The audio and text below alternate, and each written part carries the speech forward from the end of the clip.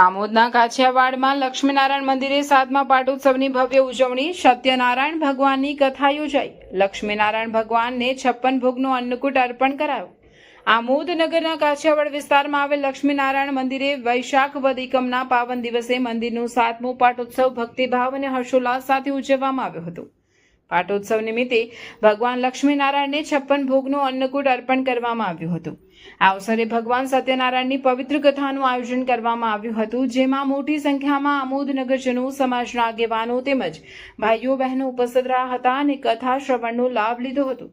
પ્રસંગ દરમિયાન કંબુ સ્થિત સંબેશ્વર મહાદેવ મંદિરના અધિષ્ઠાતા પૂજ્ય વિદ્યાનંદજી મહારાજ ખાસ ઉપસ્થિત રહ્યા હતા. લક્ષ્મીનારાયણ મંદિરના ટ્રસ્ટીઓ હસુભાઈ પટેલ, પ્રમોદભાઈ પટેલ, હર્ષદભાઈ પટેલ, નરેન્દ્રભાઈ પટેલ અને મનોજ પટેલ સહિત આગેવાનો દ્વારા તેમનું ફૂલહાર પહેરાવી ઉષ્માભેર સ્વાગત કરવામાં આવ્યું હતું.